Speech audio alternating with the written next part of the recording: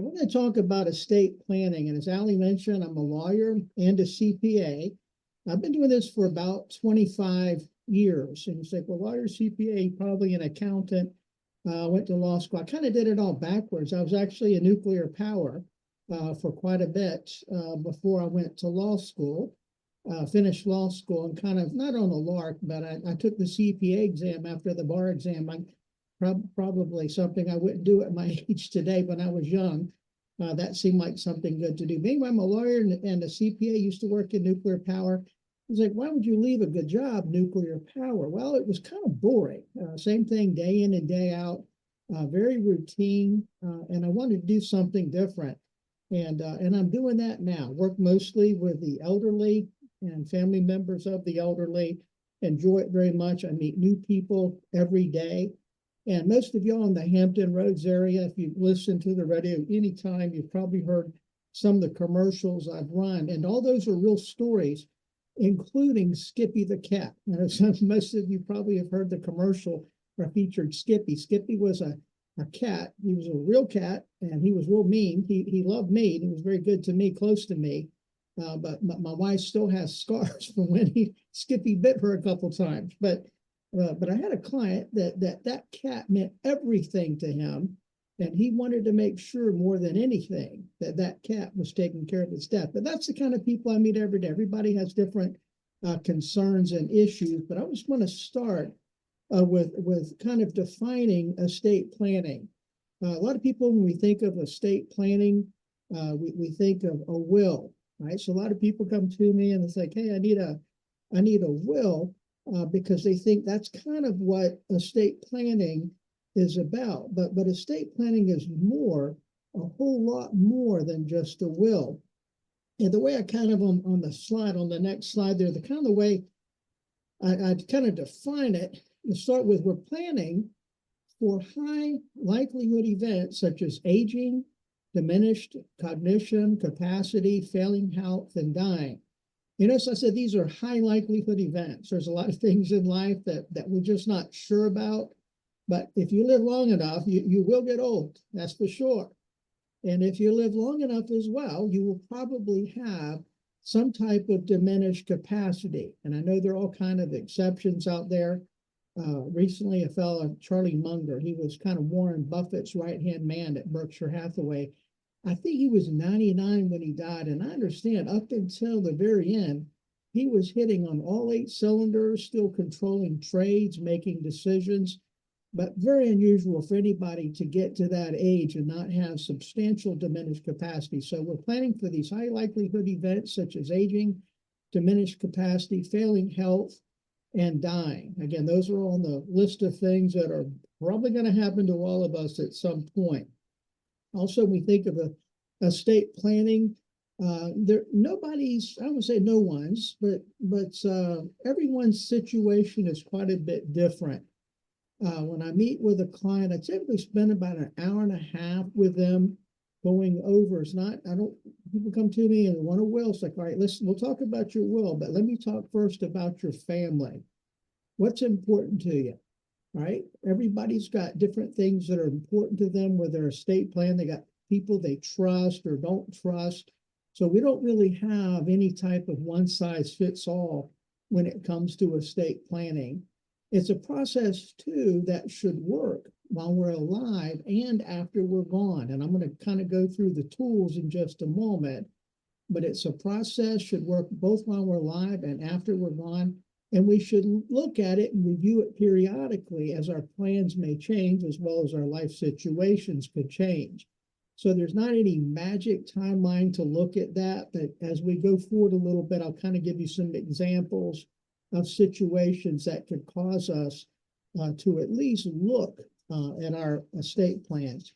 But we'll go to the next slide. I'm going to talk about a couple tools, and you can see I call these tools. They're not an end of itself, but these are tools as part of the estate planning process. And these are just kind of 4 basic tools that any estate plan should have. And I'm going to start with the power of attorney. A little bit later, I'm going to go through more of the detail of that power of attorney. But right now, I'm just going to kind of give you the big picture A power of attorney is an instrument that while we're alive allows someone else to make financial decisions on our behalf, right? So it's a tool while we're alive, right? So what happens when we die? Well, that power of attorney dies with us. But there's one thing and one thing only generally that we can do with a power of attorney after death, and that's get into a safe deposit box. But generally that power of attorney is for managing money and wealth while we're alive. The second tool, and again, a little bit later, I'm going to go through a lot of more detail in each of these.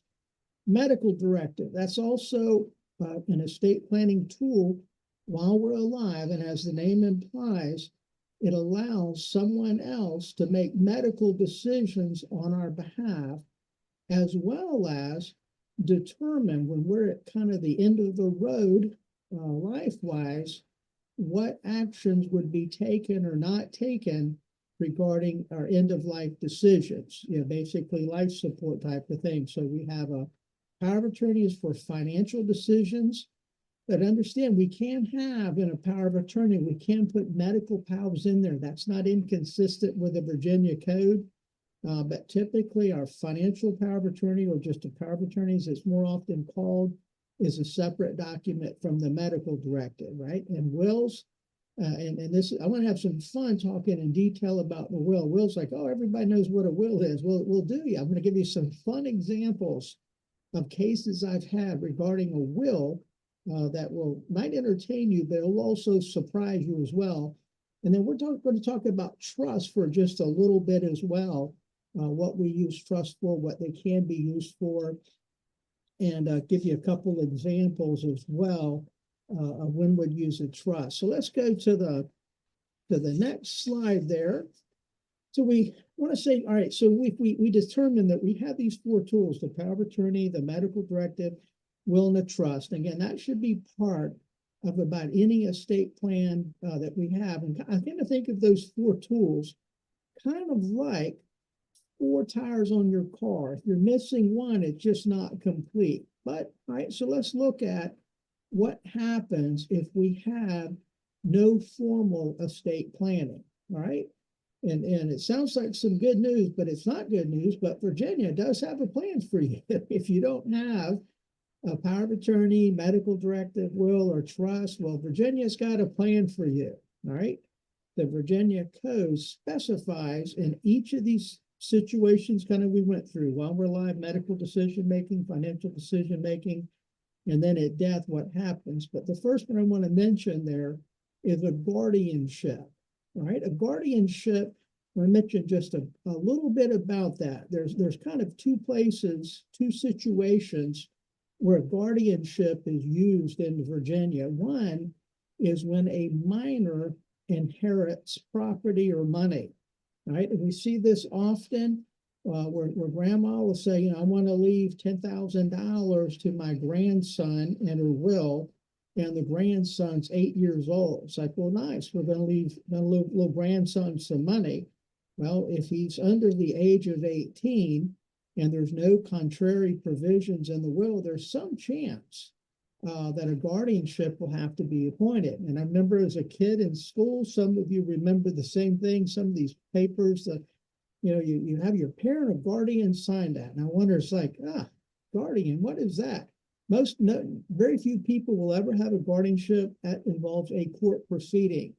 So we want to have a power of attorney in place, and we want to have an estate plan that's properly drafted to avoid the guardianship. Guardianships are very costly, extremely time consuming, but generally the guardianship is what's involved if we leave money to a minor, or we have an adult that's incapacitated and we don't have any other plan in place to make decisions for that incapacitated adult.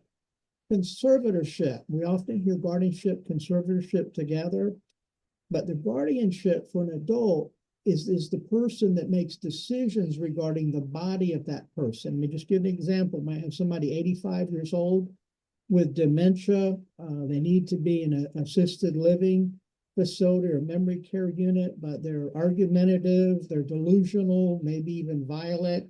and they won't go with the guardianship. The guardian of that individual is the one that would make the living arrangement decision. So what does the conservatorship do?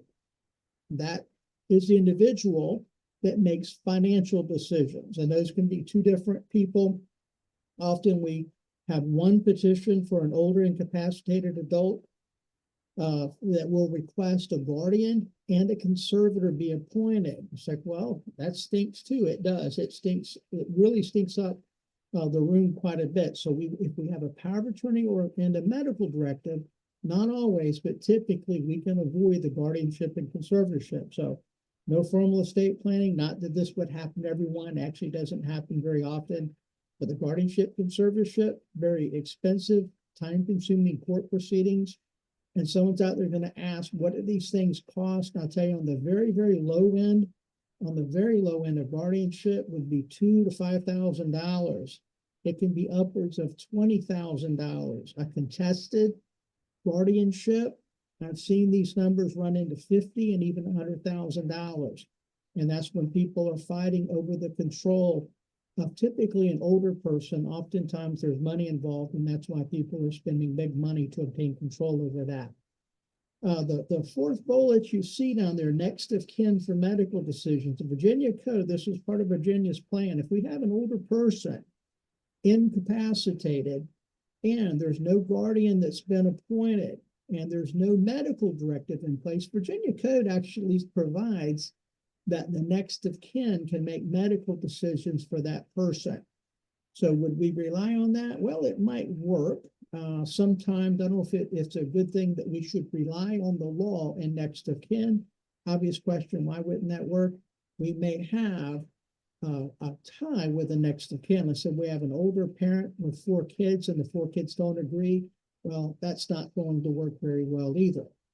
And then the last bullet you see there, default intestate takers. So if we don't have a power of attorney, we could be looking at a conservatorship. If we don't have a medical directive, that would involve a guardian, right? And they're not necessarily, but we're talking about an incapacitated adult, and there's conflict involved.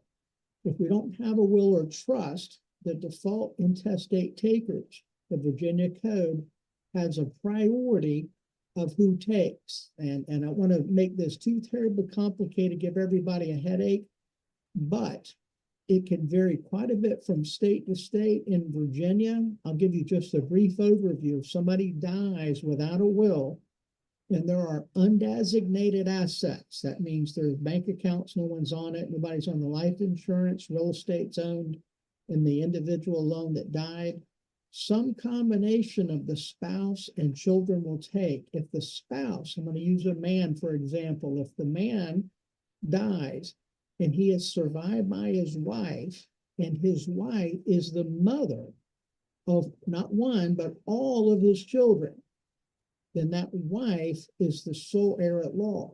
But I'm going to give you just a crazy example. It's not crazy, it's actually normal in my life. But let's say the fellow dies intestate, that means without a will. He has a wife and he has 2 children with his wife, but he has 1 child that he had before the marriage or even outside the marriage.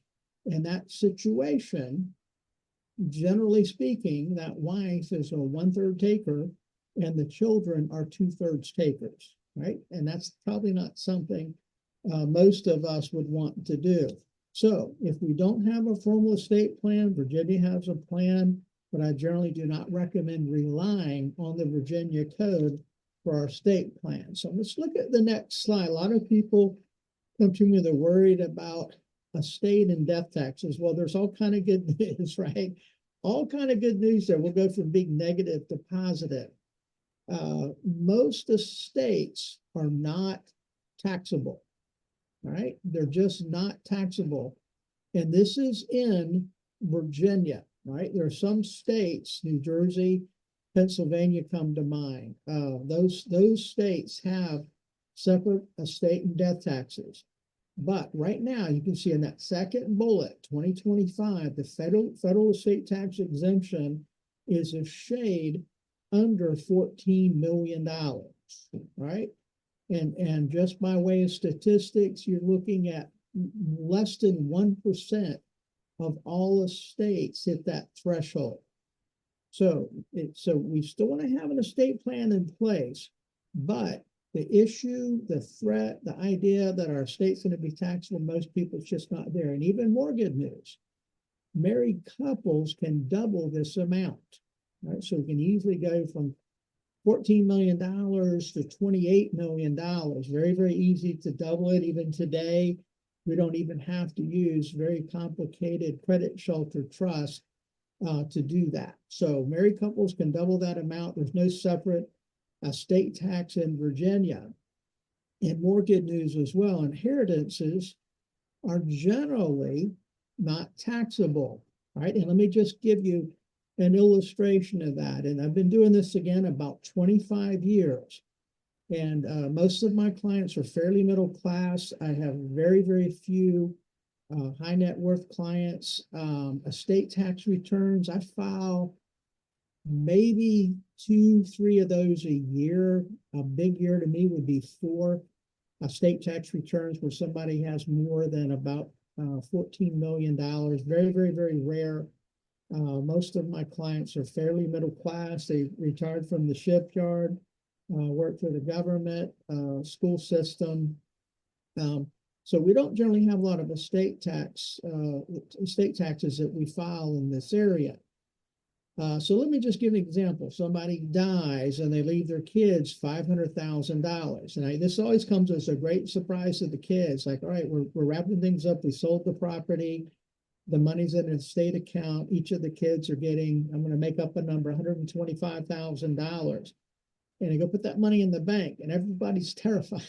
Like, oh no, I got to pay taxes on that. And the answer is generally no. You say, well, is it going to get reported to the Treasury? The number most people are thinking about is $10,000. That's a cash transaction that gets reported to the Treasury.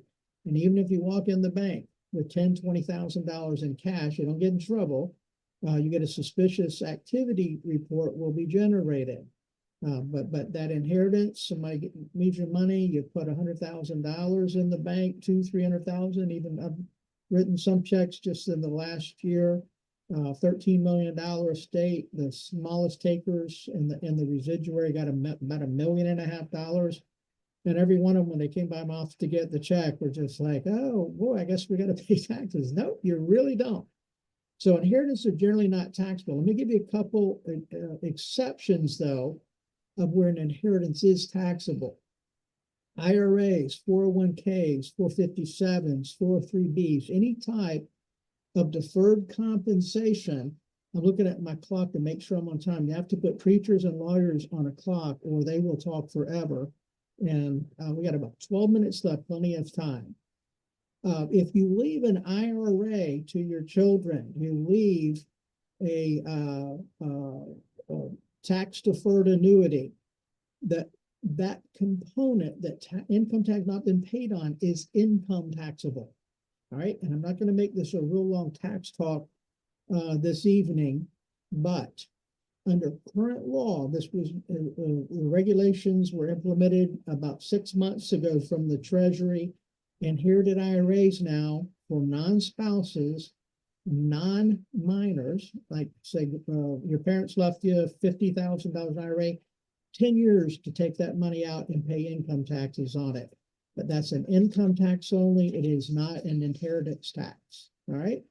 But just for you inquiring minds out there, if we're over the threshold, generally that tax is about 40%. So over that amount, it's a pretty steep tax, but most of us don't have it. So I'm going to look at these specific tools we talked about. You're going to have to listen faster because I'm way behind. Power of attorney. On the next slide, I'm going to go through what the Virginia power of attorney is. We have the Virginia code that provides the authority for this tool. We used to operate under common law, which means we just kind of did it because that's the way we always did it. No longer. We have the Virginia Uniform Power of Attorney Act provides the law and not just the law on this, but all the what ifs and exceptions and even an enforcement provision. But to me, that power of attorney is the most important estate planning tool for most people. Why?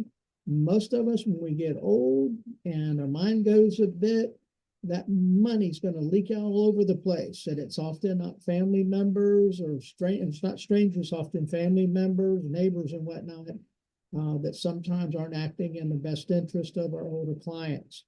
We can have multiple agents and successive agents. I like to have one person in charge always. We have one quarterback. We have one head coach. I like to have one power of attorney. We can have multiple agents. More than two is at least one too many. So I prefer one person in charge. If you have two kids, they get along. It's okay to have two of them co-agents. But I like to have at least one backup agent on there. So in our power of attorney, we can say Johnny Jr. is the first agent. Susan, daughter, backup agent if the first person can't act. But it's always a good idea to have at least two, not necessarily acting together, better one than a two. I always recommend it's effective immediately, right? Some folks like, oh, I don't want my kids getting a hold of my money and they're going to take my money. Then we need to find somebody else to be the agent under the power of attorney. So I want it effective immediately. We can have it springing, which means it's effective generally upon the incapacity of the grantor, of the parent, for example, of our client. That sounds good. It's one of those things on paper, kind of looks good, but when you actually do it, it's very difficult, one, to prove the incapacity, even if we have the provisions for that. But it's getting a doctor or somebody else to certify that. Doctors generally don't want to get involved in a family dispute. Enforcement provision, you see that down there toward the bottom. Virginia Code says, if somebody has a power of attorney, it's properly prepared, it's properly signed, complies with the law, the bank, financial institution will not accept it, there's an enforcement provision that can result in them being responsible for attorney's fees. I do 2-3 of those a year, where we have somebody that will not accept the power of attorney, and we can force them to accept it through a court order, as well as pay attorney's fees. Specific gifting authority. The reason why I mention that, sometimes with older folks, if we're looking at a nursing home situation, we want to be able to transfer assets. We cannot infer gifting authority in that power of attorney. It has to be specific. So I told you earlier, we're going to go into details of that. I think that's a detailed summary of what our power of attorney can do. Let's look at the next one, the medical directive. It's just like the power of attorney in that we have a very specific Virginia Code provision that gives us guidance. All right. And I just want everybody to understand, we always make our medical decision as long as we're able to do so. That medical directive is there when we cannot do that. I'm kind of contrasting that just a little bit with the power of attorney. We have the power of attorney. Our kids can make medical decisions on our behalf. We can shut that down anytime. That medical directive, that speaks when we cannot speak. All right. Very important estate planning tool. It provides also a means to express our end of life decisions. All right. So we generally specify in that situation where we cannot make medical decisions on our own. And it's conjunctive. We're permanently, what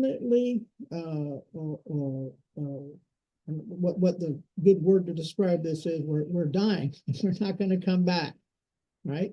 We have end-stage renal disease. We're on life support. In that particular situation, we're stating in advance of this occurring, we don't want a respirator, we don't want a ventilator, we don't want any type of life-sustaining measures. That's what that medical record is. We have some type of permanent situation. It's not going to change. We're stating in advance we do not want life support. Just like that power of attorney, though, we can have multiple and successive agents. Again, I like to have one person in charge. A lawyer I worked with a long time ago, we said any job that two people in charge of, nobody's in charge of. And I kind of stick with that. Again, you got two kids, they live in the area and they get along, perhaps. Let's look at the next tool we talked about, and that is the will. A will does not necessarily control what we have at death. It controls the distribution of certain assets at our death, right? And you say, what are those certain assets? It's assets that are not otherwise designated or titled. So if I have a will, leaves everything to my two boys. I have two boys, they're 22 and 23. If I have a will, leaves everything to my two children. But my older boys join on my bank account. He gets that bank account off the top, and then he gets half of everything that's left. So that will can only control assets that are not otherwise designated. The Virginia Code provides specific requirements for that will to be valid. It can be handwritten, and I'm gonna give you an example. I told you earlier, I'm gonna give you a funny example. I had this document I had probated. I think it was in the Richmond Circuit Court. It involved about $1.5 million, right? That's a lot of money where I'm from. It was in the form of a check, right? Everybody, younger people don't know what I'm talking about. Older people do. A check, paid to the order of. It said, paid to the order of. It said Joe Sixpack, and that was the brother of the individual that died. So it said, pay the order of Joe Sixpack. In the amount, little block there amount, it says all, right? And the line where you write out, it said, at my death, they wanted all to go to the brother, and signed it, right? I had that admitted as a will in the Richmond Circuit Court. It was a check, but it complied with the Virginia Code. It purported to distribute everything that the individual owned at death. It purported to distribute that. It was testamentary in nature. It identified the person that she wanted to get her property, and of course she signed and dated it. So it was a will, all right? Not a good idea to write your will on a check. An estate also controlled by will involves probate. Probate's not a dirty word, but it's something that we should avoid if we can do so efficiently. So will does not have to be prepared by an attorney. It should be. We don't want to leave it to chance of kind of whipping something up and hope that everything goes well. So let's look at the next page. If we don't have a will, what happens? All right, laws of intestacy, we mentioned that earlier, determine where the assets go. The state rarely takes, it's not impossible, almost impossible, the Commonwealth of Virginia to be the distributee of an intestate estate. Been doing this 25 years, and I'll tell you how many times it's happened, 0 times. So there are always tertiary errors. I've had some estates taking 2-3 years to determine who the intestate takers are. I have one I'm wrapping up now, wrapping it up with a court order. This person died, I don't know, 5-6 years ago. We have people popping out of the woodworks through DNA tests to determine who the heirs were. The Commonwealth of Virginia is not getting this money, other people are. The laws, of course, vary significantly among the states, but they all follow general patterns, and that is generally spouse, combination of spouse and children, if none, parents, grandparents, cousins, and so forth.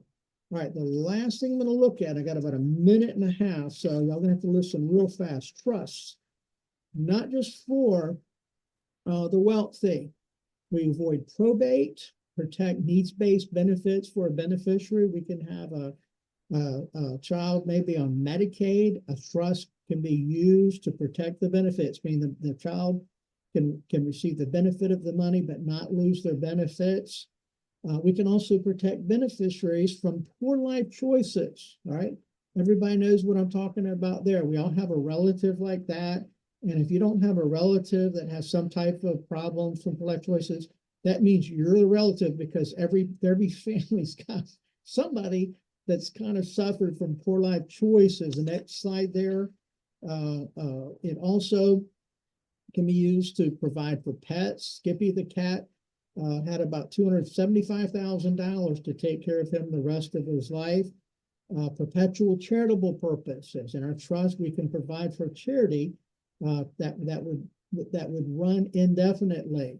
Lifetime benefits for spouses, remainder to children. We have a lot of clients, fellow's been married more than once, wants to take care of his wife, but doesn't want the wife to be able to direct everything to her children, so we can use a trust, make a version of the spouse, and the remainder to the children. And we also use it to incentivize certain behavior and discourage other behavior. We can have a provision in a will that inheritance is subject to, drug test, having a job, staying out of jail. All those are valid provisions we can have. All right, let's look at the next one, just a conclusion here. All right, I'm going to start with, we don't want to rely on default rules. All right.